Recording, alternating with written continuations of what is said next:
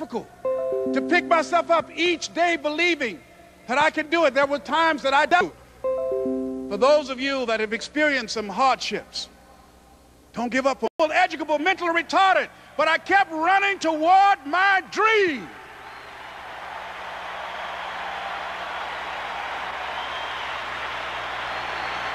Don't stop.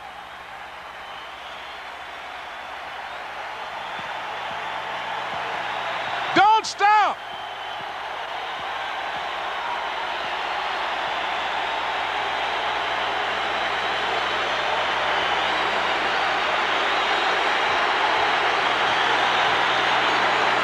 Don't stop running toward your dream.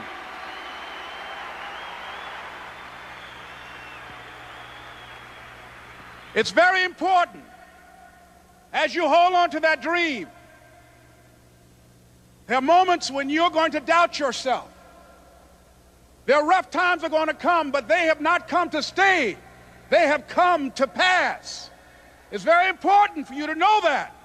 Don't say I'm having a bad day. Say I'm having a character building day.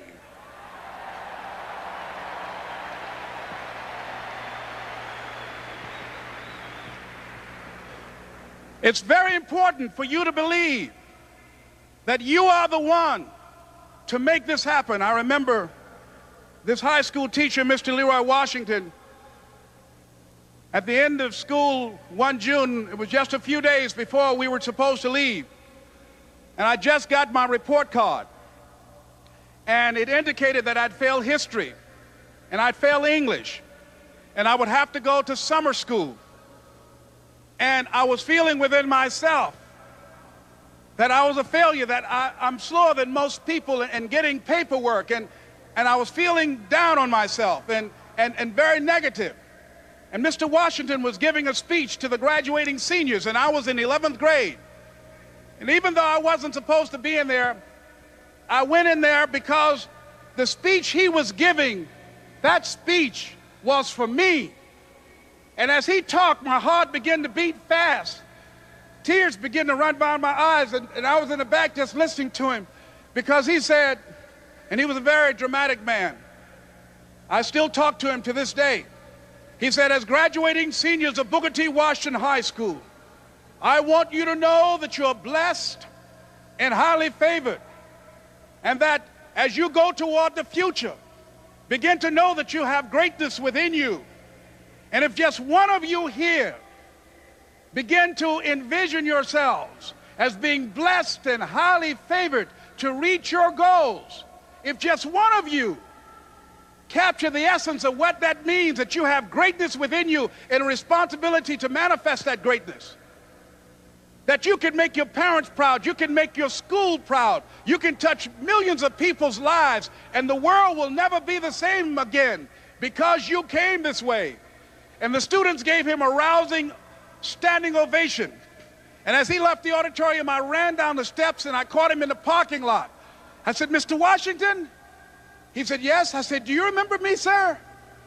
He said, no. I said, my name is Leslie Brown. My mother, she works in the cafeteria here. I'm one of the twins, Leslie and Wesley. I said, Mr. Washington, but you know, I got these big dreams. I like talking to people. I love people. I said, I want to work with people, and I got this dream of buying my mama a home. Could I do that, Mr. Washington? He said, it's possible, Mr. Brown. And as he walked away, I called him again. I said, Mr. Washington? He said, what do you want now? I said, I'm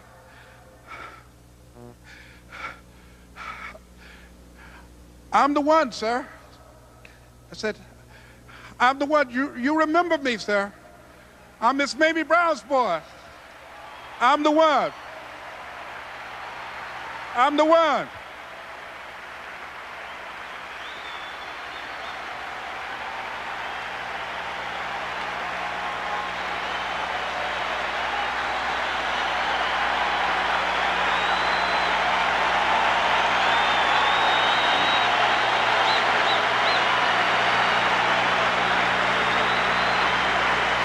And you must feel that's why you're here, because you are the one. And I remember when PBS first played one of my specials called You Deserve one Sunday afternoon in Miami, Florida. I had some friends call him to tell him to tune in. And he watched the program. He called me in Detroit, and I answered the phone. And I said, hello. He said, may I speak to Les Brown, please? I said, who's calling? He said, you know who this is. I said, oh, Mr. Washington, it's you. He said, you were the one, weren't you? I said, yes, sir. He said, and you were so crazy. I said, I know, but I'm rich now.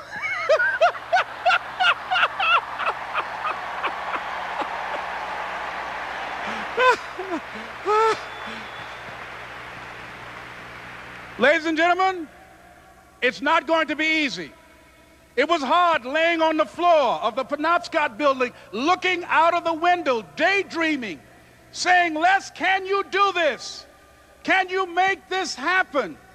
I used to listen to tapes day in and day out about See You at the Top, my great friend Zig and Dennis Waitley and different other motivational speakers and Dr. Norman Vincent Peale and Dexter saying, don't let nobody steal your dream. I used to ask myself, can I do this?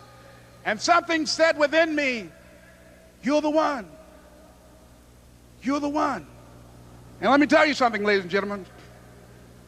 While you're here, and before you go back home to your respective cities and communities, write down at least 5 reasons on why you deserve your dream, on why you won't give up, what's going to make you unstoppable, why you must be unreasonable, because logical, practical thinking says you can't do it today. But if you want to produce unreasonable results in your life, like living your dream and taking charge of your destiny, you've got to be an unreasonable person. You've got to be an uncommon person. So write down the reasons of why you're here. My first major goal was to buy my mother a home. And let me tell you something, ladies and gentlemen. What will reasons do, Les? Nietzsche said, if you know the why for doing, you can endure almost anyhow. What do you mean by that? If you know why you're doing something, when the hard times come, and they're going to come, when the disappointments and the rejections come, and they're going to come by the truckloads, your reasons will be your rod and staff to comfort you, to pick you up. Once again, I got a saying on one of my tapes, if life knocks you down, try and land on your back, because if you can look up, you can get up. Let your reasons get you back up.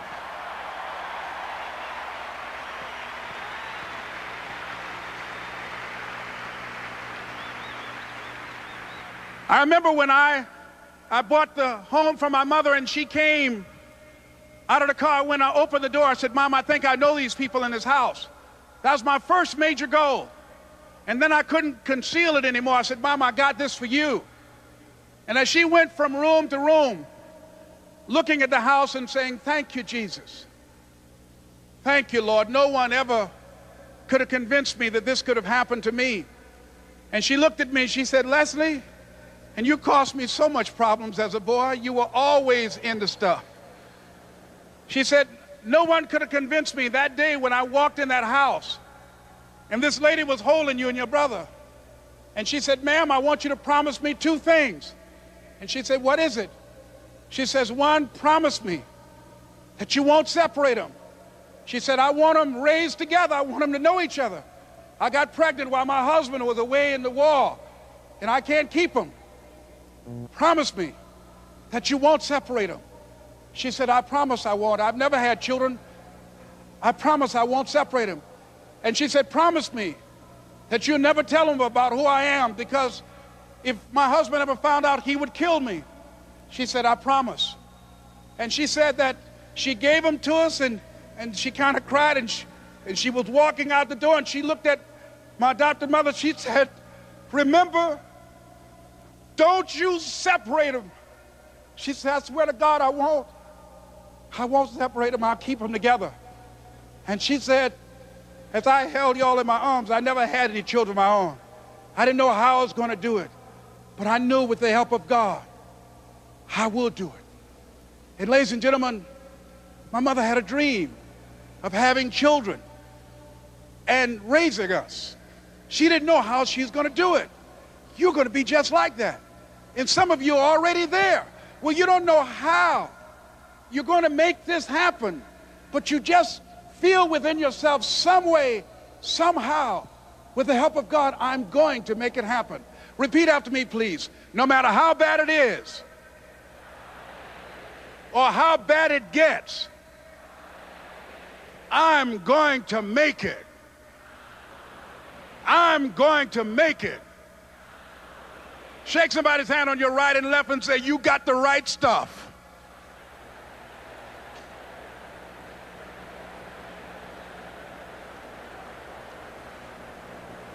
So yes, it's possible for you to live your dream. It's necessary that you associate with winners, that you work your system, that you are relentless, that you never give up. It's you. You've got to take personal responsibility. You've got to make it your personal business to make it happen. And you've got to resolve within yourself that I can do this, that it's hard, but you've got to say, I'm the one. I'm the one to make this happen. I'm the one to become successful in this business. As you work to help other people to become successful, that feeds your success. But you know it's going to be hard, but find out what will make it worth it for you. I told Mr. Washington I wanted to become a disc jockey. Someone asked me to tell this story.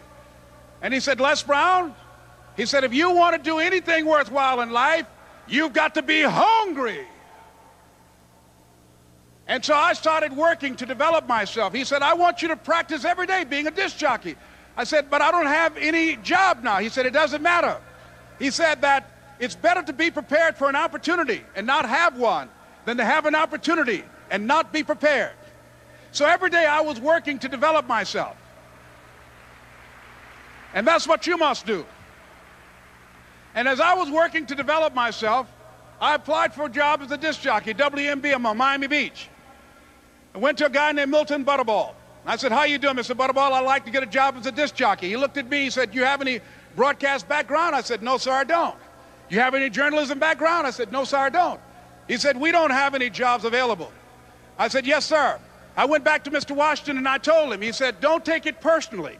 He said, most people are so negative, they will have to say no 7 times before they say yes. He said, go back again.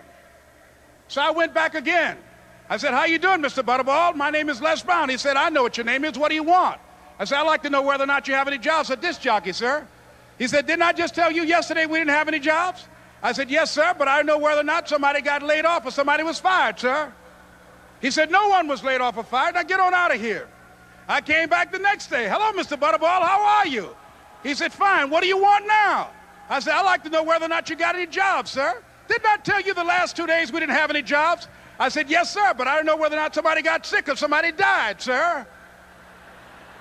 He said, no one got sick or died. Now don't come back here and throw me out again. I came back the next day like I was seeing him for the first time. I said, hello, Mr. Butterball, how are you? He looked at me with rage. He said, go get me some coffee. I said, yes, sir.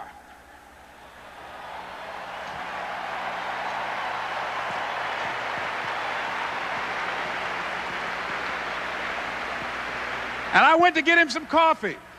After a while, I would give their lunch and dinner, and I would go in the control rooms and take the disc jockeys their food, and I would not leave until they would ask me to leave. Then they started trusting me to pick up entertainers that came to town. Entertainers like the Four Tops and the Temptations and Diana Ross and the Supremes. I would drive them all over Miami Beach in the disc jockeys' big long Cadillacs. I didn't have any driver's license, but I was driving like I had some.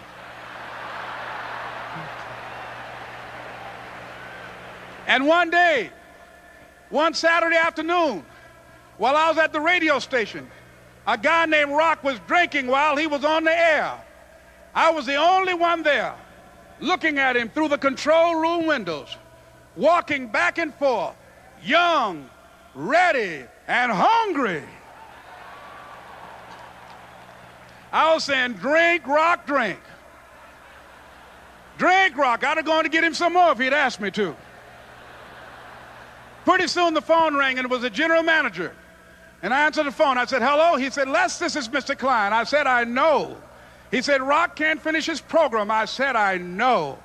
He said, would you call one of the other DJs in? I said, yes, sir. I hung the phone up. I said, now he must think I'm crazy. I called my mom and my girlfriend, Cassandra. I said, y'all turn up the radio and come out on the front porch. I'm about to come on the air.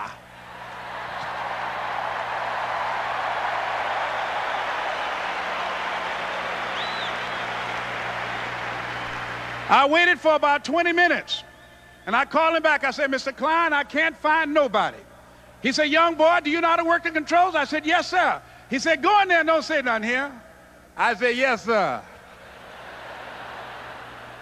I couldn't wait to get behind those controls. I put on an old Stevie Wonder record called Fingertips. I sat down behind that turntable. I said, look out, this is me, LB Triple P. Les Brown, your platter playing papa. There were none before me, and there will be none after me. Therefore, that makes me the one and only. Young and single and love to mingle, certified, bona fide, indubitably qualified to bring you satisfaction, a whole lot of action. Look out, baby, I'm your love man. I was hungry.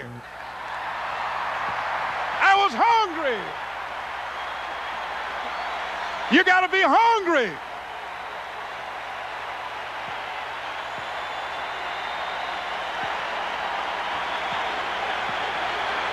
You got to be hungry.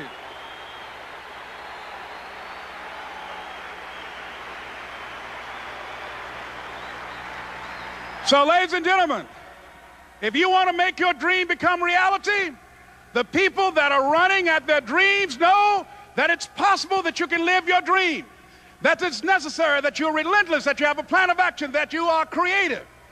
The people that are living their dream are finding winners to attach themselves to. The people that are living their dreams are the people that know that if it's going to happen, it's up to them. And they're resolving within themselves, it's not over until I win. The people that are running after their dream know they're going to have hard times. They keep on running because they're saying within themselves, I'm the one, no matter how bad it is or how bad it gets, I'm going to make it. The people that are running after their dreams are the people that are hungry. Shake somebody's hand on your right and left and say, you got to be hungry.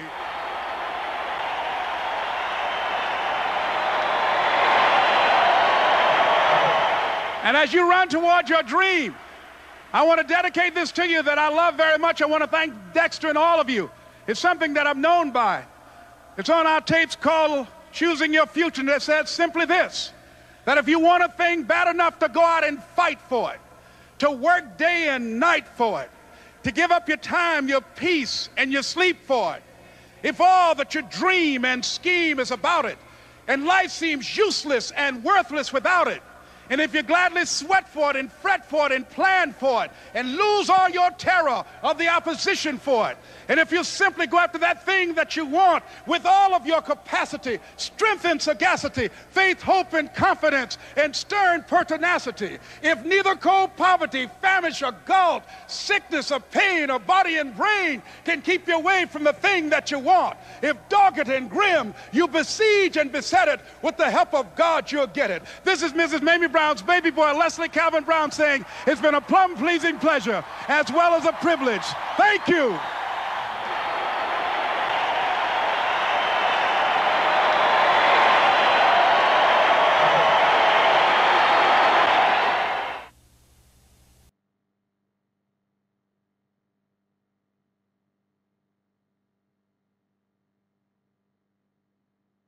Is identified as mentally retarded, put back from the 5th grade into the 4th grade, and stayed in that category until I got out of high school. I don't have any college training, but I met a high school teacher who one day changed my life. I was waiting on another student, and when he came in, he said to me, young man, go to the board and write what I'm about to tell you. And I said, I can't do that, sir. He said, why not? I said, I'm not one of your students. He said, it doesn't matter, follow my directions now. I said, I can't do that, sir. He said, why not? I said, because I'm educable mentally retarded. And he came from behind his desk and he looked at me. He said, don't ever say that again. Someone's opinion of you does not have to become your reality. And as he talked, my heart began to beat fast. Tears began to run down my eyes, and I was in the back just listening to him, because the speech he was giving, that speech was for me. And he said, Les Brown, he said, if you want to do anything worthwhile in life, you've got to be hungry. I told Mr. Washington I wanted to become a disc jockey. And so I started working to develop myself. He said, I want you to practice every day being a disc jockey. I said, but I don't have any job now. He said, it doesn't matter. He said that it's better to be prepared for an opportunity and not have one than to have an opportunity and not be prepared. And as I was working to develop myself, I applied for a job as a disc jockey, WMB on Miami Beach. I went to a guy named Milton Butterball. I said, how you doing, Mr. Butterball? I'd like to get a job as a disc jockey. He looked at me, he said, you have any broadcast background? I said, no, sir, I don't. You have any journalism background? I said, no, sir, I don't. He said, we don't have any jobs available. I said, yes, sir. I went back to Mr. Washington and I told him, he said, don't take it personally. He said, most people are so negative, they will have to say no 7 times before they say yes. He said, go back again. So I went back again. I said, how you doing, Mr. Butterball? My name is Les Brown. He said, I know what your name is. What do you want? I said, I'd like to know whether or not you have any jobs as a disc jockey, sir. He said, didn't I just tell you yesterday we didn't have any jobs? I said, yes, sir, but I know whether or not somebody got laid off or somebody was fired, sir. He said, no one was laid off or fired. Now get on out of here. I came back the next day like I was seeing him for the first time. I said, hello, Mr. Butterball, how are you? He looked at me with rage. He said, go get me some coffee. I said, yes, sir. And I went to get him some coffee. After a while, I would get their lunch and dinner, and I would go in the control rooms and take the disc jockeys their food, and I would not leave until they would ask me to leave. One Saturday afternoon, while I was at the radio station, a guy named Rock was drinking while he was on the air. I was the only one there, looking at him through the control room windows, walking back and forth, young, ready, and hungry. Called one of the other DJs in. I said, yes, sir. I hung the phone up. I said, now he must think I'm crazy. I called my mom and my girlfriend, Cassandra. I said, y'all turn up the radio. Come out on the front porch. I'm about to come on the air. I waited for about 20 minutes. And I called him back. I said, Mr. Klein, I can't find nobody. He said, young boy, do you know how to work the controls? I said, yes, sir. He said, go in there and don't say nothing here. I said, yes, sir. I couldn't wait to get behind those controls. I put on an old Stevie Wonder record called Fingertips. I sat down behind that turntable. I said, look out, this is me, LB Triple P, Les Brown, your platter playing papa. There were none before me and there will be none after me. Therefore, that makes me the one and only. Young and single and love to mingle, certified, bona fide, indubitably qualified to bring you satisfaction, a whole lot of action. Look out, baby, I'm your love man. I was hungry. I was hungry. You got to be hungry. Begin to know that you have greatness within you. And if just one of you here begin to envision yourselves as being blessed and highly favored to reach your goals, if just one of you capture the essence of what that means, that you have greatness within you and a responsibility to manifest that greatness, that you can make your parents proud, you can make your school proud, you can touch millions of people's lives, and the world will never be the same again because you came this way. It was hard, ladies and gentlemen, coming to speak to people. And I was facing financial difficulties in my own life. I was behind on my bills and my dreams, and I'm saying to them, you can live your dream. It was hard, ladies and gentlemen. It was very difficult to pick myself up each day believing that I could do it. There were times that I doubted myself. I used to ask myself, can I do this? And something said within me, you're the one. Don't give up on your dream. By continuing to push forward, by continuing to run toward my dream, that one day I would have my own talk show. It's a long shot, ladies and gentlemen, from Liberty City, an abandoned building on a floor, never knowing my mother or father. It's a long shot. Being here with you today in this dome in Atlanta, it's a long shot. No college training, labeled educable, mentally retarded, but I kept running toward my dream. Don't stop. Don't stop running toward your dream.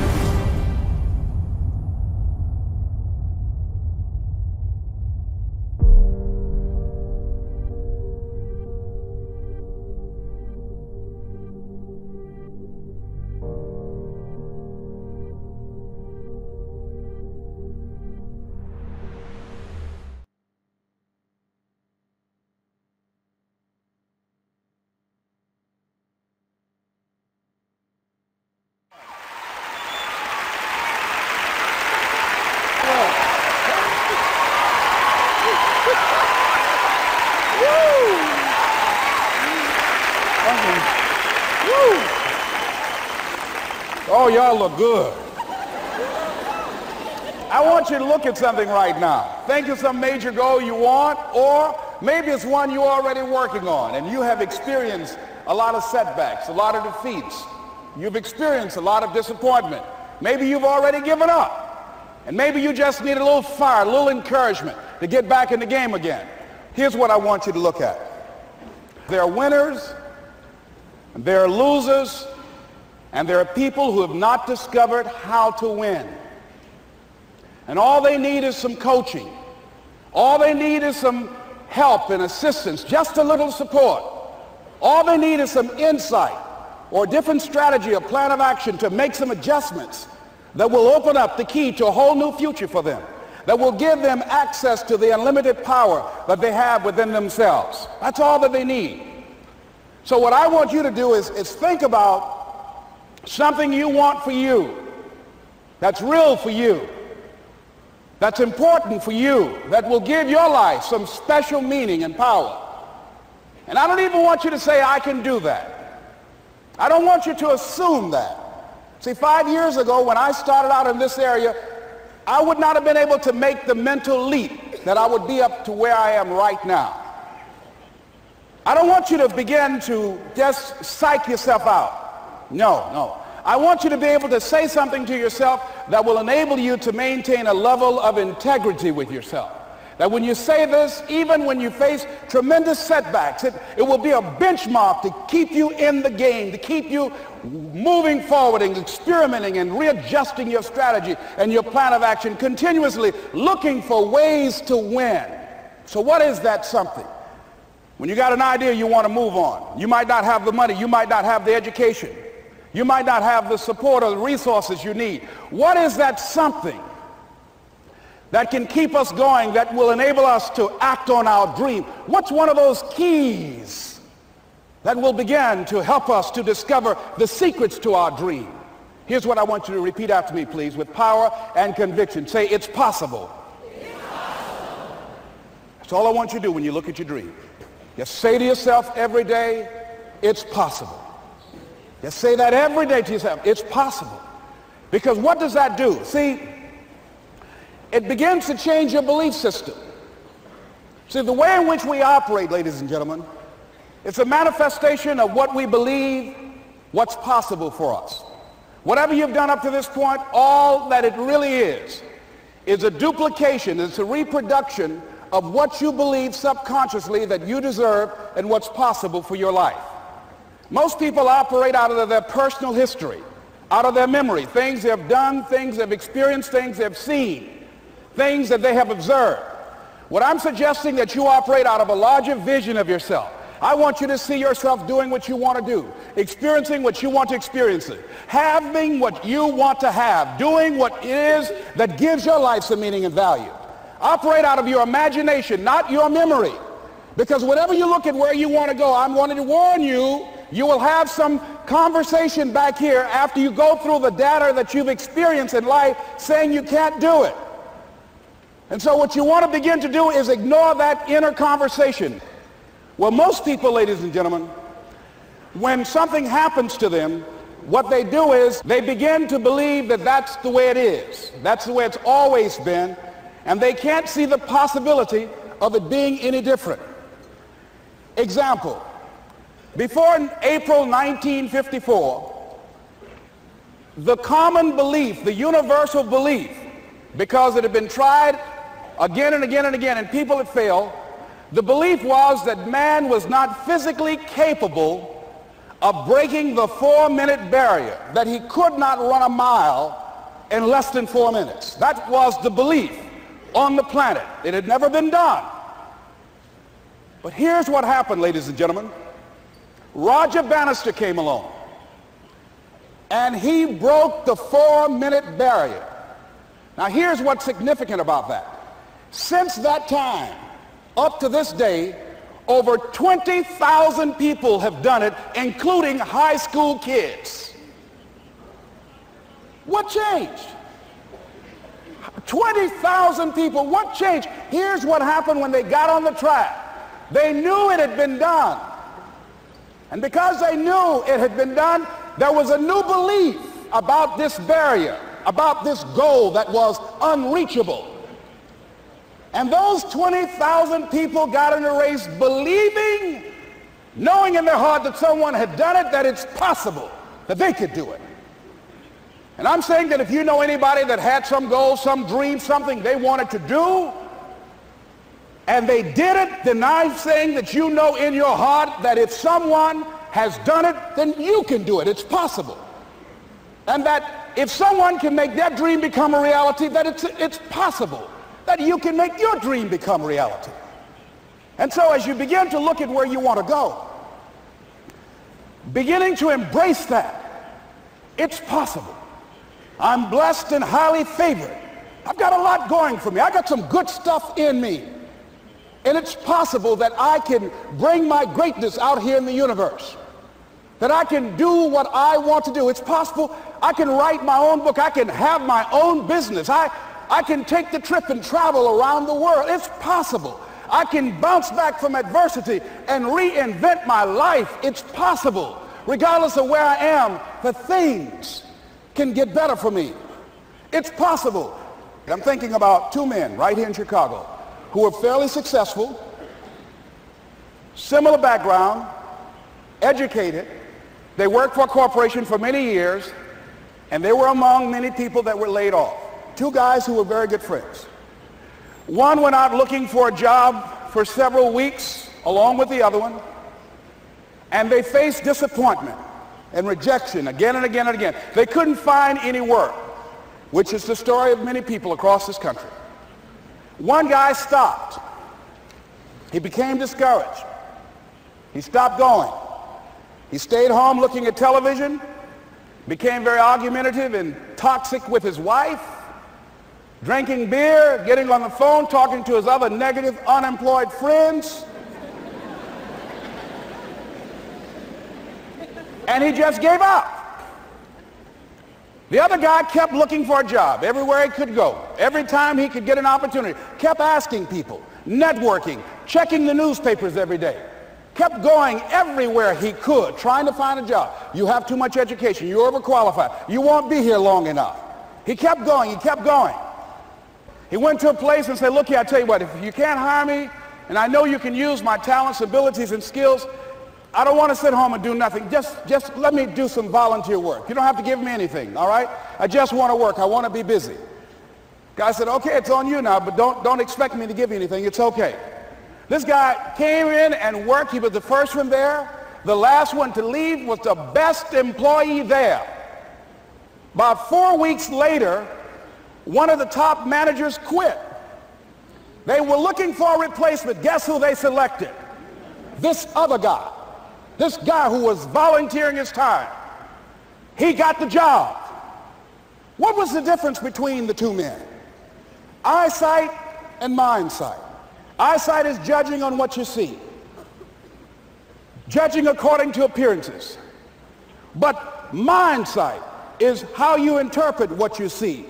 One guy said, it's not possible, it's over, I'm finished. I can't do it. I can't make it. He surrendered. I've faced rejection again and again. I'm not going anymore. There are no jobs out there. But this other guy, he felt that in spite of the no's and rejections, in spite of how bad the economy is, in spite of what the newspapers are saying, that it's possible that somebody somewhere will give me a job. He just kept going, thinking it was possible. And guess what, ladies and gentlemen? That's what we have to do with our dreams. Because things happen to you in life that you can never, ever anticipate. And many times when those things happen, you want to give up. I remember when I was in broadcasting, when I was a disc jockey, I became very controversial, not only being a disc jockey, but I felt that radio was something that you not only entertain people with, but you also empower them, you educate them. And I got fired. I didn't just leave, they fired me. That was a shock. I said, wait a minute. They took my microphone. I thought that was who I was. No, ladies and gentlemen, it wasn't. I had to do something else. And I didn't know what else I could do. See, here's what I'm looking at. What are the uses for your life right now that you haven't even reached for yet?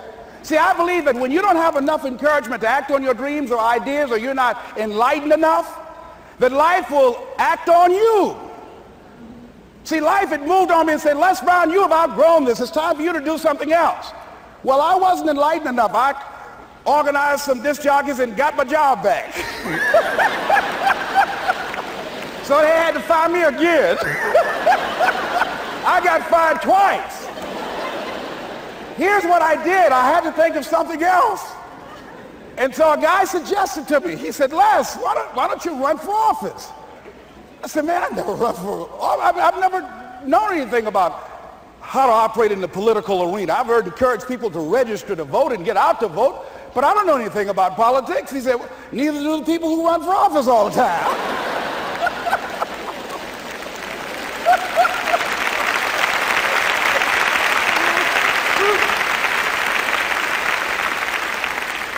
So I ran. Now here's what I'm suggesting. I ran. You got to do what you can where you are with what you have. I didn't have any money. I didn't know anything about the political process. I didn't even have any support. But here's what the guy told me. It's possible you could win. That's all I had. I was running against an endorsed candidate. He was an incumbent. He had the newspaper support, all of the leadership in the community, and I was challenging this guy. So I had a saying when I was on radio, stand up for what you believe in because you can fall for anything. And I would go door to door. I have my kids on one side of the street. I would be on the other, and I'd knock on doors. Hello, my name is Les Brown. Tell everybody I'm still standing. They get on the phone. Child, Les Brown was to my house today. You know the boy on the radio with the big mouth? Yeah, they fired him, honey. Say he's still standing. See, I'm saying just keep moving. Don't start feeling sorry for yourself. Don't spend time blaming and talking about what happened to you. See, whatever you talk about, that's what you multiply and expand in your life experience. So don't talk about stuff unless you want it to keep on happening to you, all right? So I got in that kind of action.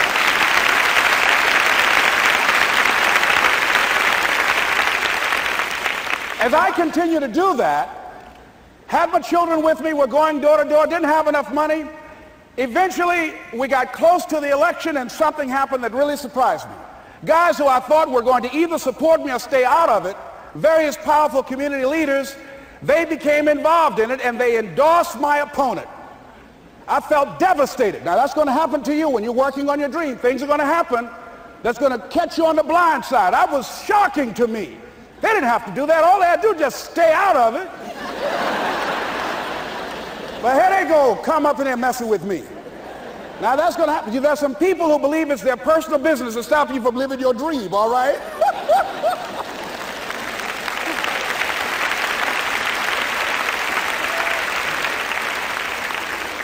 But I didn't deal with that. You want to make your dream come true, you got to stay focused. Some people rather get even than get ahead. Stay focused on where you want to go. I just kept on doing what I was supposed to do. And so I was driving to the radio station. My opponent had over $20,000. I had less than $800. As I was in the radio station, the guy said, "You're going to make a commercial?" I said, "Yes." He said, "It better be a good one because that money can't go pretty far here." And I sat there in the middle control room and I was thinking. And here's what happens when you get still. Stuff will start coming. Something said, "Call your mama." You used to talk about your mother on the air all the time. Ask her to say a few words for you. That'll be a different kind of political spot.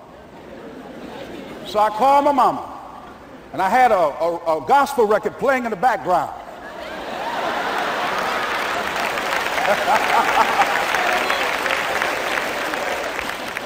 And then I had my mother say, "Hello, this is Mrs. Mamie Brown. When I raised my sons, I raised them to be good children. When they got out of hand, I beat their behind and made them go right. Please vote for my son. He's a good boy."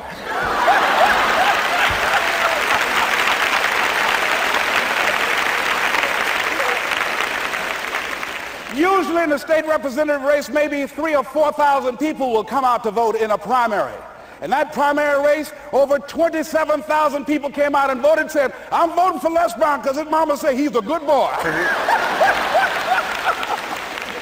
I won, ladies and gentlemen. I won.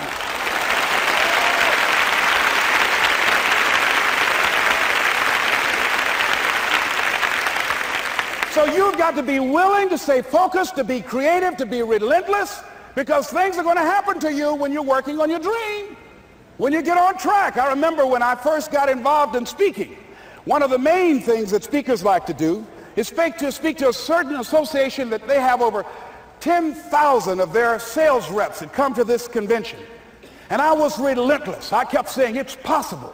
It's possible. See, what I want to let you know and set you up for, because you say it's possible, don't mean that you're not going to have any problems. That Murphy's Law ain't going to come and slap you side the head. Old Murphy going to come visit you. He's waiting for some of y'all out in the parking lot. Oh, you say it's possible. Okay, it's possible. You better get up. Well, I was working. I kept saying it's possible. They got other speakers on this program. I can be on that program too. I kept selling myself. I got all fired up. And I was calling them every day, every day. And the lady finally said, Mr. Brown, I tell you what, we want you to come in and talk to our sales executives. You got the kind of fire and guts that they want, that will motivate them. And let me tell you something else. We want you to bring your motivational tapes. You're going to need at least $50,000 worth of tapes. I said, is that right? Yes, because they want to keep that drive alive. I said, all right. I called the guy to duplicate my tapes. I said, Don, how you doing? This is Les. Let me tell you, I got a major speaking engagement. I said, man, it's a speaker's dream. I need over $50,000 worth of product. He said, Les, you don't have that kind of credit. I said, I know, but Don, I can sell that. Just right after speaking engagement, I'll give you your money in 4 days. He said, are you sure, Les? I said, yes, man, I got a major speaking engagement, and they told me to do it. He said, man, that's a big order. Let me talk with the lady with you. I said, hold on just a minute, man. Call the lady back. Hello, Evelyn, how you doing? This is Les Brown. I got Don on the phone. What did you say? Do I have the speaking engagement? Yes, you do. And what else you suggest? Les, our people, they buy a lot of tapes. Your tapes are very popular among them. I'm saying bring at least $50,000 worth of tapes, Les. You'll sell everything you got and more. I said, did you hear that, Don? He said, yes. I said, now, if anybody else has to make a decision, are you the final person? She said, I'm the final person. I will send you the contract. I want you. I said, you hear that, Don? He said, yes. I said, oh, ye of little faith. I said, duplicate the tapes, man. Hung the phone up. Well, he duplicated the tapes. 1 week came by. I'm checking the mail every day. No contract. I said, come on, Murphy, don't start nothing, man. Come on. Come on, man, give me a break. Come on, you know, this ain't fair. Come on, man. Give your boy a break. Come on. I talked to myself, you know. I didn't want to call him right now. 2 weeks passed by. Murphy said, don't you think you ought to call him? I said, okay. I called. I said, hello, this is Les Brown calling. How you doing, Les? I said, fine. I said, Evelyn hasn't sent my contract out yet. Any additional information you need? So, Les, you haven't heard? I said, no. I said, Evelyn died. I said, she died? I said, did she say anything about me?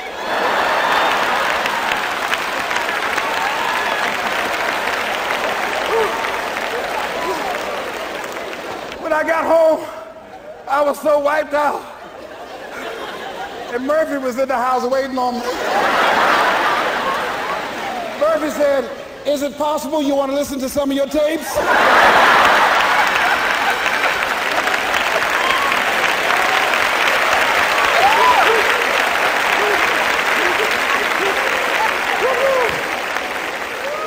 But ladies and gentlemen, here's what I had to do. I had to begin to focus on what was the solution. That this was not the only place that I'll be able to sell those products. And as I began to challenge myself and got some help and support and some other input, I eventually did. It took longer, but it was challenging. But I did it. Repeat after me, please. No matter how bad it is, or how bad it gets, I'm going to make it. I'm going to make it. Shake somebody's hand on your right and left and say, you got that right.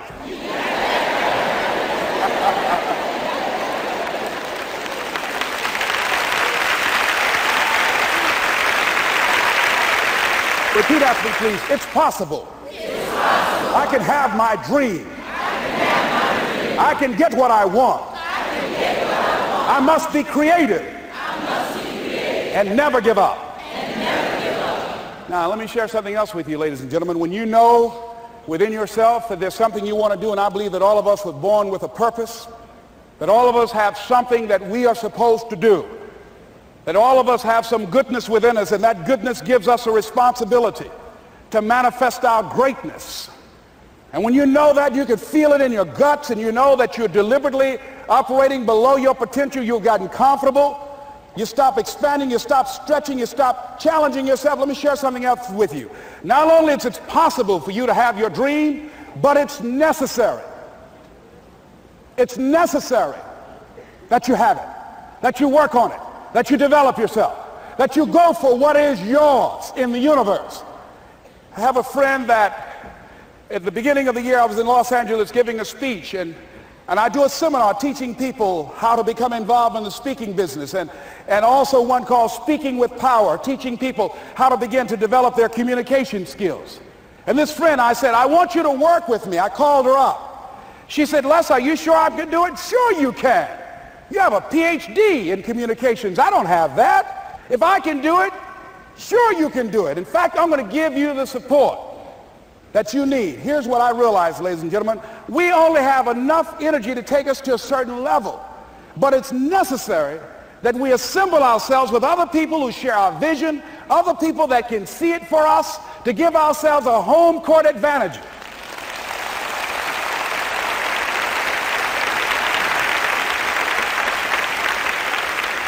So it's necessary that you seek out other people who think like you, who are growing, who have decided that they are not satisfied with where they are. See, I don't believe that necessity is the mother of invention. No, necessity, in my opinion, is not the mother of invention.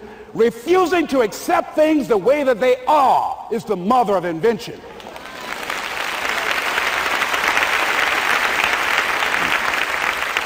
When you decide, I'm not going to settle for this, this is not going to be it for my life, I deserve more than this. See, that will start making you do some stuff. See, a lot of people go to work every day miserable, and all they do is just talk about how miserable they are. But they don't do anything about it. So I was telling her that I knew she hated her job with a passion. I said, you can do this. You got more going for you than I have going for me. And we've been going through this for years, ladies and gentlemen. She'd been to my seminar speaking for a living. She brought her husband, and that was one of the major problems that I realized that happened in her life. He couldn't see it for her. So you got to make sure that you have people in your life that can see it for you, that will encourage you. Non-affirming relationships can hurt you.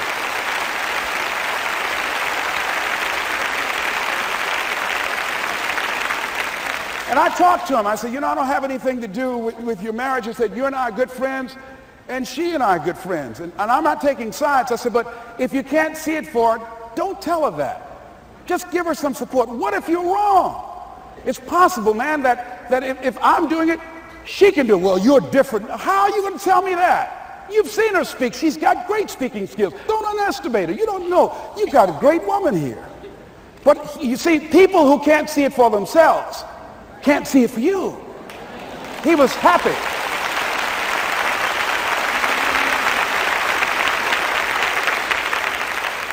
So I said, will you do it with me? I said, I'm going to give you the support you need. You can't do it by yourself. I will stand with you. She said, you will? I said, yes. I'm going to make you part of my seminar. You'll do a part of it, and I'll do a part of it. Speaking with Power. She said, okay. 3 days later, ladies and gentlemen, I got an emergency call at my office. It was from her husband. He called and said, tell Les Brown that Marion is dead. I said, oh no. When I was flying there to go to the funeral, and I remember the last time that I saw her, and I had some of her papers that I had gotten inadvertently confused with mine, and I took them home. And I was searching through these papers to do one of her works. She was a prolific writer. And what got me, what was so sad that made me begin to cry, was that there were poems that she had started that were profound poems, great thoughts that she didn't complete. Plays that she had started that she didn't complete. See, that poem was given to her. I can't finish that for her, nor can you. That play, whatever the outcome that she had envisioned, that she had imagined, was given to her. Only her. And she's the channel that was going to come through. You are here, and you are the vessel, you are the outlet for the universe. That you've been selected. There's something for you to do. I believe all of us have some purpose for being here. And as I was going to the funeral, and I was reading a newspaper that said that millions of people are dying because of what they're eating, talking about their diet. And I'm sure that it was Marion talking to me, whispering, saying, Les, the next time you speak, say that even more are dying because of what's eating them.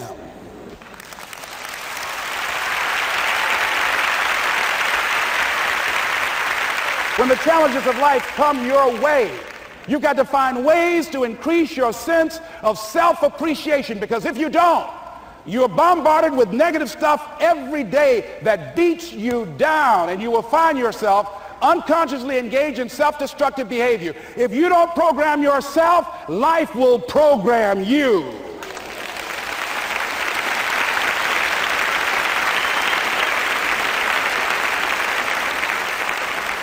So you want to have an agenda for your life. It's necessary that you have some direction for your life. A friend at the National Speakers Convention gave us a presentation, and it really struck me. He was talking about when he was traveling across Europe, Warren Gresham, and he said at different points soldiers would wake them up on their journey and ask him the question.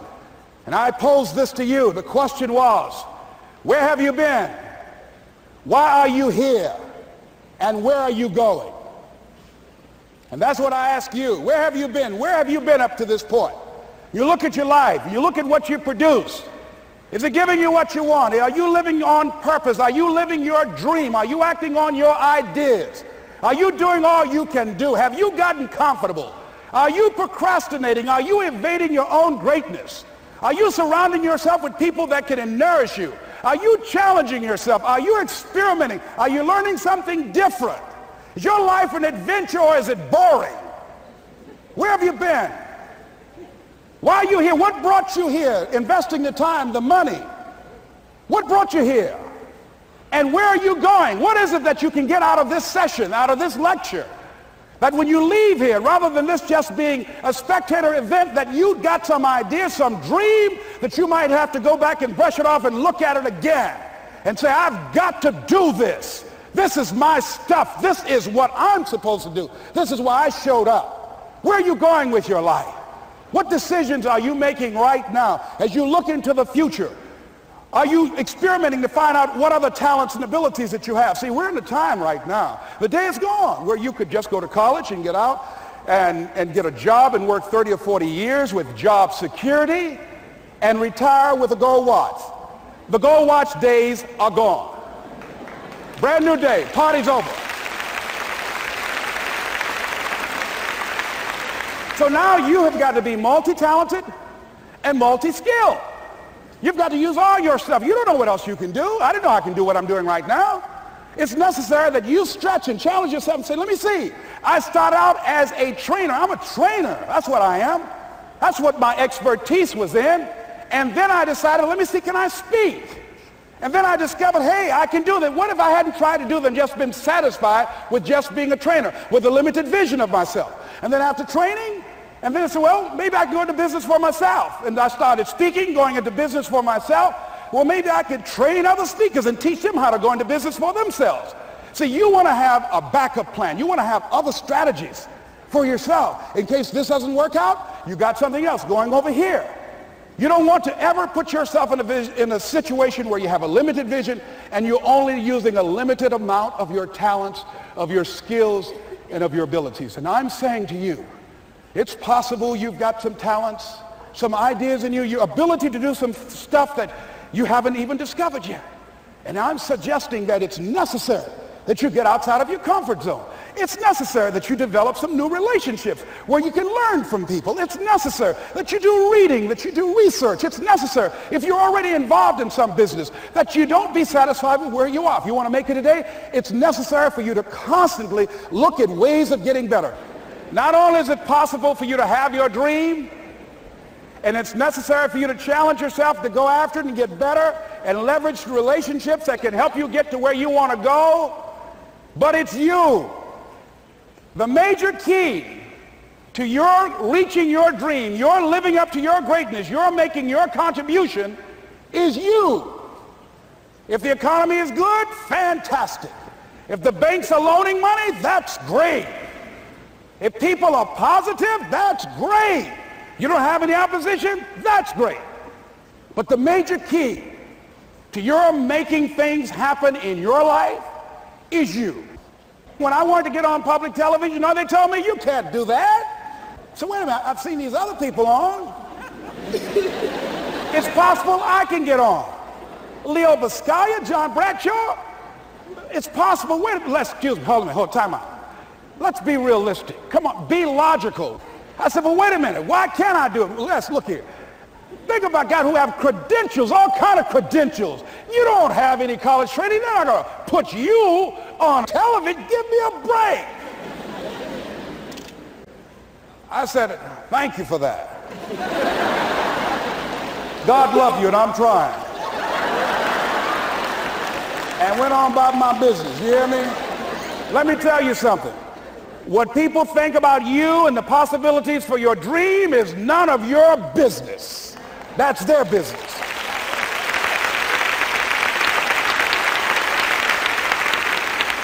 They have no imagination, ladies and gentlemen.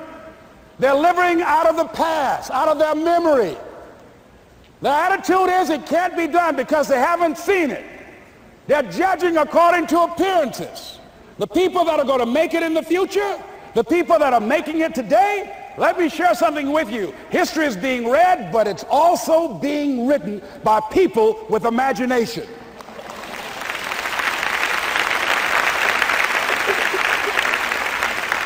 So I went to the next mode, necessary to start talking to people and seeking and asking for what I wanted and leveraging relationships and trying to find out how do the people do it that went ahead of me? How do they do it? And then what is it I need to do? How is it I need to train myself, to develop myself? What's the resources that will be required in order to make it happen? And as I start seeking out and asking questions, I started running into people who said, I know someone who can help you do that. And they helped me get connected with those people. Remember, we have so much energy that can take us so far. It's necessary that you hook up with some other energy that can take you to the next level. I hooked up with them. They said, let's go. I said, away we go.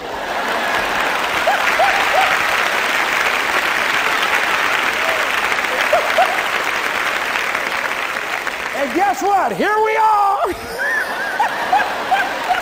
I love it. You want your stuff? It's necessary you take responsibility for it, that you make it happen, that you don't give up, that you don't take any objection or disappointment or defeats personally, that you keep on keeping on, that you don't decide that I can't make it because you can't see the light at the end of the tunnel, that you realize that's a part of the program. And here's something you've got to resolve. Say this to yourself every day. See, as long as you're breathing, you got a shot at your dream. That's the way I resolve. Say this, please. It's not over until I win. You got that right.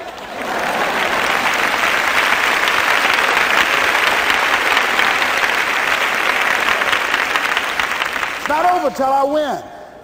Not over till I get through. It's not over till I get over. Not over till I get what I want. Door can't open today, look out. I'm going to come back and take the hinges off. That's how you got to do that. You've got to have that kind of courage, that type of determination. If you want to make it happen, it's you. That you've got to take personal responsibility to make it happen. That you have got to own what it is that you want to do. If it's taking care of your well-being, if it's making a difference in our school system, if it's working with senior citizens, if it's to protect our ecology, if it's to create an economic renaissance, if it's just to take yourself to another level, it's you. You've got to make that happen. We can point out many things that can make it inconvenient or can slow us down. but ultimately, it's on us.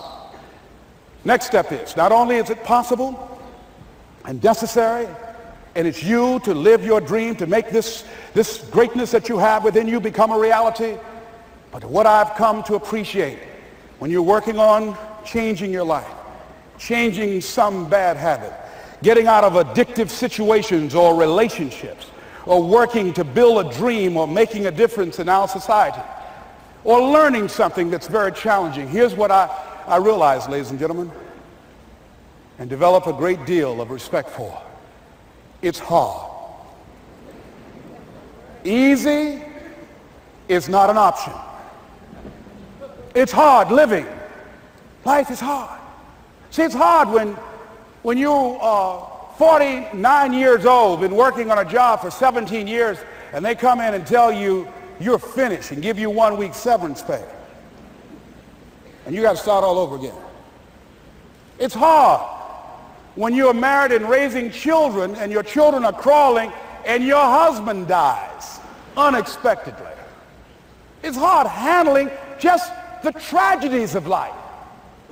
It's hard when you're working on something and you put everything you have in it, and it doesn't work out. You lose your money and other people's money. It's hard. It was rough when I lost my job, and I could not find a job. It was humiliating and embarrassing, borrowing money, and then I couldn't pay the money back when I told them I would. That's rough. How people look at you, how they respond to you. It's very hard. It's humiliating. Here's what I discovered that happens to you in life, that you will go through things, and while you're going through them, you can't understand why it's happening to you. But after you go through it, you get back and you look at it and you say, oh, now I understand why I needed that lesson. Have it ever happened to you? Raise your hand. Has it ever happened to you that I couldn't understand it then, but after I got through it, then I saw that was preparing me for bigger and better things.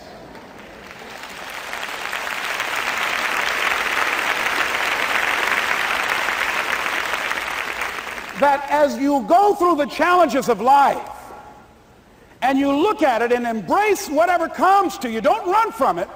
Step toward it. Don't try and duck it like most people do. See, most people want it easy. See, easy come, easy what? Easy go.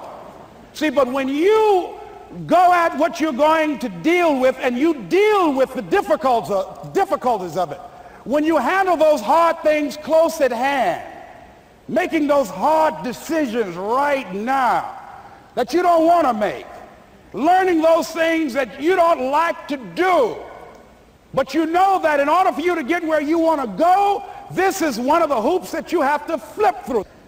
And I'm saying to you, whatever you got to do, do it, because if you don't, life is going to whoop you until you surrender and say, okay, all right, I cooperate, okay, I learned, okay. It had to wear me out a long time. So if it's hard, then do it hard. Now, how do you hang in there during the hard, difficult times? Les, you must have faith. You've got to believe in yourself. You've got to believe in your abilities. You've got to believe in your service, your company, your ideas, unquestionably. You've got to have faith, and that faith gives you patience. That it's not going to happen as quickly as you want it to happen. A lot of things are going to happen that will catch you off guard. And so therefore you've got to deal with and handle it as it comes. And not only that, but that faith and patience drives you into action. You've got to keep moving and keep plugging away. In the Far East, they have something that's called the Chinese bamboo tree. The Chinese bamboo tree takes 5 years to grow. And when they go through a process of growing it, they have to water and fertilize the ground where it is every day. And it doesn't break through the ground until the 5th year. Okay? But once it breaks through the ground, within 5 weeks, it grows 90 feet tall. Now the question is, does it grow 90 feet tall in 5 weeks or 5 years? The answer is obvious. It grows 90 feet tall in 5 years. Because at any time, had that person stopped watering and nurturing and fertilizing that dream, that bamboo tree would have died in the ground. And I can see people coming out talking to a guy out there watering and fertilizing the ground that's not showing anything.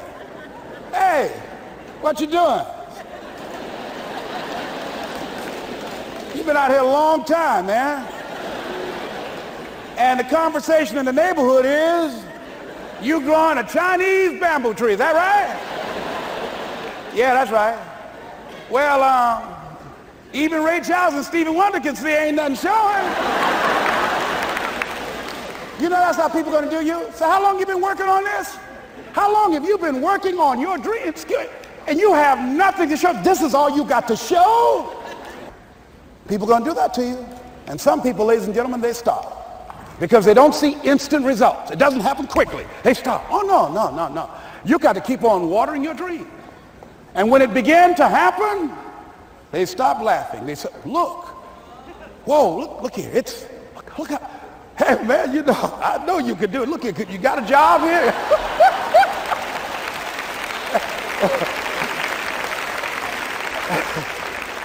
See, during those hard times, we didn't know how you're going to make payroll. During those times when you failed and things didn't work out, they were nowhere to be found.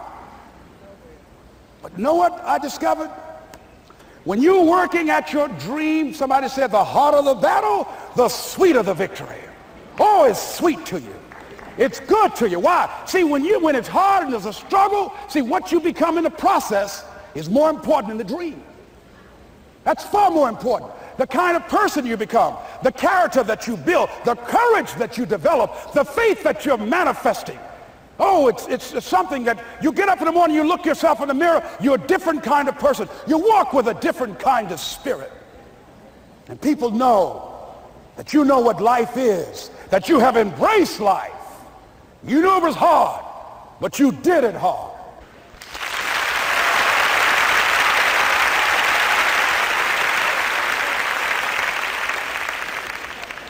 Now that takes us to the next level. If it's hard, why do people do it?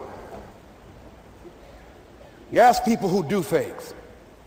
Why do they go it? People who climb mountains just for the sake of it. Nobody paying them to do it. Just do it. Somebody said, I'm going to run around the world. He said, well, why would somebody want to do that?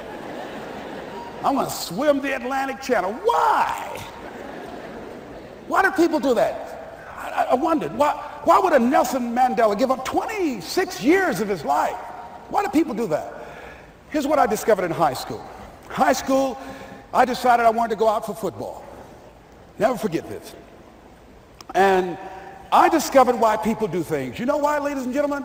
Even though it's hard, it's worth it. It's worth it. See, one day we had Coach Alkin Hepburn had this plaque down there and this wood on the floor, on the ground. He said, Brown, come over here. Had my suit on. I said, yes, sir. He said, I'm going to have old Larry Littles down there, old big Larry. Yes, sir. Big, fat, sorry Larry. Yes, sir. Brown, I want you to get down bull neck. Yes, sir. He said, I want you to run at Larry. I want you to put your helmet right in his pit, right up in his chest, and knock him off that board. You hear me, Brown? You can do that. Yes, sir. Can you do that? Yes, sir. I said, hubba, hubba. I said, hubba, hubba. He said, Brown, I want you to knock him off. You're going to make the team. I know you can get him, all right? Look at him, how sorry he is. Knees knocking and everything. I said, yes, sir. Then he went down to Larry. Larry Littles, who played 12 years for the Miami Dolphins, all pro for 12 years. This is a bad, big dude. 250 pounds, strength, agile, and all muscle. He said, Larry, he said, man, you know Brown down there. He's down there talking about your mom and everything. He talked about how fat and sorry you are and how he's going to knock you off this board. Larry now spitting fire and growling and foaming at the mouth. Now I'm looking at Larry saying, oh, hubba, hubba. He said, look at that fool down there growling. He told me he's going to scare you, that you're going to leave. Are you going to leave? No, coach, I ain't going to leave. Go down there and knock him out the park. Boy, coach got back. He winked at me. Go get him, Brown. I went hard. I ran into Larry with my helmet. Larry said, boom. I don't know where I landed. When they woke me up, I said, can y'all take this helmet off me for a minute? I said, y'all got any more positions out here? They said, like where? I said, don't y'all need an announcer? They said, Brian, where you going? I was crying. They said, man, some girls over there. I said, I don't care, man, I'm hurt. So that fool almost killed me, man. He said, Brian, you quit, man. I said, yeah. I said, well, I said, it ain't worth it, man. No, it ain't worth it. Y'all go ahead. Y'all crazy. I'll be your announcer, man. I was calling the game. I was up there in the booth. Call good games, too, because the pain wasn't worth it to me. And I'm saying to you, you know why people do what they do? The people who go after their stuff, what makes it worth it? It's got to be your passion. You got to love it, ladies and gentlemen. You got to love it. It's got to be what you are supposed to do. You want to sing, and even though they want to invite you to Carnegie Hall, you're going to sing to anybody that listens to you, including singing to yourself. I used to talk to my plants when nobody else would listen to me. You got to write, even if no one published your book, write, because that was given to you to do. You do what it is you're supposed to. You're supposed to build something. You're supposed to create something. I don't know how to do it. Learn. Do whatever is required. Just go out there. It's possible you can get what you want. It's necessary. If you want it, you got to go into action. You got to be willing to experiment. You got to be willing to fail and to succeed. You got to be willing to form and to develop new relationships. It's you. It's on you. You got to make that happen. Nobody's going to bring it to you on a silver platter and say, here's your dream manifested. No, it's hard. Yes, it's hard. It's difficult. Yes, right. And it's worth it.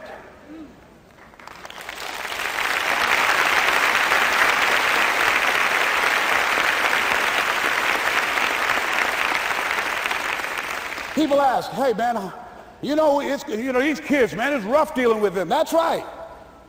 That's right. You think peer pressure happened overnight? We went through peer pressure. I remember as a kid, some guys said, hey, Les, me and another fellow named Willie Lowe, we were going home. Hey, man, we're going down to Goulds, man, and knock off a grocery store. I said, look here, I don't want no part of that. I'll see y'all later. Say, y'all chicken. I said, that's all right, you say whatever you want. Low star. I'm not chicken, man. Don't call me chicken. Then why don't you come? We didn't even ask you to come into place, man. All you do is just drive the car. That's all. I don't know how to drive that good. Well, we're trying to get Les to come. He's chicken. Hey, I'm not driving nothing, all right? Willie, don't care about what they say, man. Leave him alone. You want to go do it? You find somebody else to drive, or you drive yourself. Come on, Willie, man. Pull him. He stopped. I ain't chicken. All I got to do is drive? Yeah. I said, Willie, that sounds simple, man. Don't go, man. He went. And the next day we read the newspaper where when they robbed the store, when they came out running to a car, the merchant, the man who owned the store, came out just shooting wildly, and he hit the driver in the head. So peer pressure didn't just start in the 90s or the 80s. It's difficult and it's challenging for kids right now. And it's going to take some easy, simple methods to help bring them out of this madness, this insanity? No. Is it hard? Yes. Let's look at what we've been doing. What has worked? What has not worked? Let's look at where we want to go. What is it that we want to produce? What is it that we want to create for our young people? And as we think about that, start experimenting with different methods and techniques to create and to produce that. And begin to believe that it's possible through our commitment, through our vision, through our determination, our relentlessness. Because of our belief, it's possible that we can reduce the teenage homicide rate, the teenage pregnancy rate, the dropout rate, that it's possible, looking at what kind of world are they going to be in. As we look at the global economy, that as we begin to use our collective will and genius and resources It's possible that we can create an educational system that not only will test their minds with information and facts and figures, but will teach them how to think and be creative, and what does it mean to be a human being and to value human life, and how do you make relationships work? How do you bounce back from adversity? It's possible that we can give them a curriculum that will give their lives a sense of purpose and direction and meaning, and teach them how to begin to know and operate on a higher level of being, where they become assets to our society rather than liabilities. What if we leave here with that kind of consciousness that it's possible, as opposed to saying we have to write this generation off, that it's possible that we were born for such a time as this and that, that maybe someone here has the idea or the method or some plan of action or an approach that can resolve many of the problems that we're facing with young people today. Whatever we have to do to save our children, it's worth it.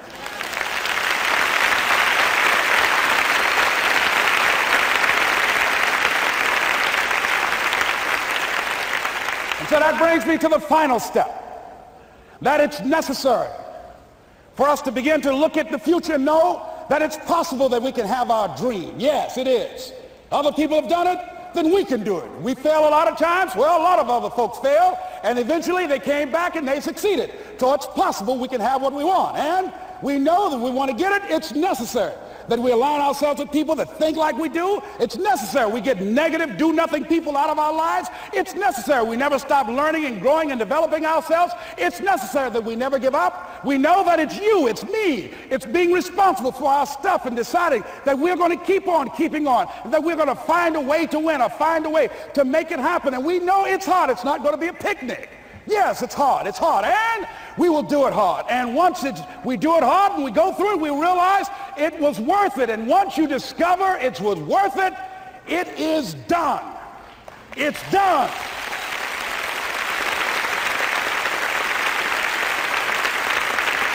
It's done, ladies and gentlemen, before it happens. Well, here's what I'm suggesting to you.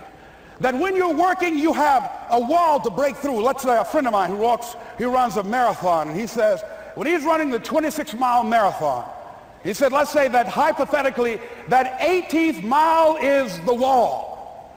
He said, Les, when you get there and you're running, he says, everything in you is telling you to stop, to give up. Every muscle is aching, and you're saying to yourself, I can't do it. I can't do it. And you just keep on, and you keep on, and you keep on. It seems like you're moving at slow motion. And then eventually when you break through that 18-mile wall, then you know it's like done, and you're on automatic, and you glide on in. And you know it's there. You know you're going to get to the finish line. And we've all had experiences where we were working on something, and we knew it was possible. And we did those things that were necessary to bring it into reality. We took the responsibility to make it happen. Other people couldn't see it. A lot of people didn't believe it. You were attacked. You were criticized. People were opposing you, but you kept on doing it. It was hard. It was rough. It was difficult. But to you, it was worth it. And eventually you got to a level you know, can nothing stop me now. I'm on the move. I'm on the move.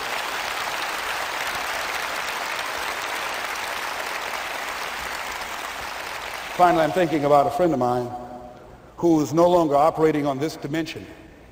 His name is Jack Boland. He had this vision of a church that would serve various types of needs for people, their supportive needs, and helping them in recovery from drugs and alcohol and whatever addictions that they might be involved in. And he was known for bringing in different kinds of speakers. And over a year ago, he was diagnosed as having cancer, and he announced to his congregation that he's going to be taking chemotherapy, and that it was a possibility that the cancer would go in remission, and he was optimistic about that. And sure enough, it did for a year. And one of the things Jack always talked about is that he wanted to have his funeral while he lived. And so he invited a few friends, Wayne Dyer and myself and a few other speakers. He didn't tell us why we were there, but once we gathered there, the church, they told us in the room that Jack is going to announce to the congregation, he's bringing his doctor up. The doctor is going to say that we felt we could keep it in remission. It's out of remission, and he doesn't have much time left. And whatever words you want to say to Jack that you would say if he had made his transition, speak those words now. Well, we were shocked and we were somewhat stunned until Jack got there. They brought him in a wheelchair, and boy, was he courageous, and he had a strong smile, and they helped him up the steps, and he sat behind the podium. And each of us got up and we said a few things about Jack and the impact that he made on our lives. And he said, the doctor, after announcing that Jack didn't have long, he says, "Doctor," he said, "I accept what you say, but it's possible that does not have to be the case. But if it is, I will enjoy life to the very last breath I take, even the chemotherapy. I will enjoy that." And Jack did, ladies and gentlemen. And when they said that all of his vital organs were failing, they called his family and his close church staff to the hospital and said, "He's dying." And so they came and they all gathered in the room. And Jack at that time was unconscious. And he gained consciousness, and he looked at them and he said, with what strength he had, he said, "I want to thank you all for being here. You've been a great staff to me." He looked at his sons, his daughter. He said, "You've been a great family." He said, "Don't feel sorry for me." He said, I'm ready to go. I'm looking forward to the next adventure."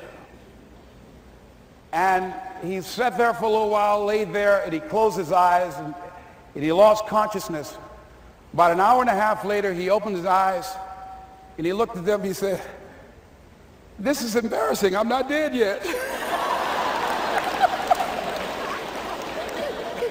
They were laughing through their tears. They said, "Jack, you are a character." He said, "Hey, I hate giving up this kind of control." So they predicted that Jack would die at the end of February. And then on the 2nd, they said, he won't see the light of day. He will be dead by morning. Ladies and gentlemen, Jack died on March 4th. And we believe that even in his dying, Jack sent his congregation a message that I want to give to you with his permission. March 4th is the day he died, and we believe Jack was saying, "March 4th."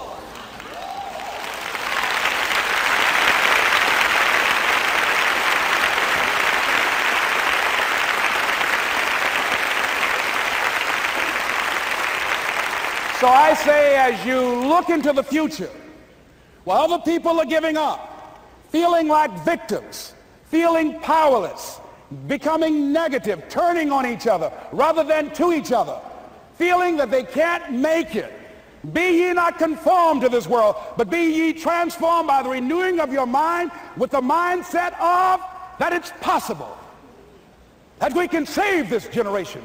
It's possible that we can create new industries, a new economy. It's possible that I can find a new profession, a new job. It's possible I can create a new life. And it's necessary that I become actively involved in becoming a positive force in my life and on the planet. And it's me, yes, it's you, it's all of us, pulling together, working together to create this brand new future. And it's going to be hard. Easy is not an option. But if it's hard, we will do it hard. Whatever is required to snatch victory from the jaws of defeat. And it's worth it, yes. It's worth whatever we have to do. And once we know that, it is done. It is done. It is done. It is done.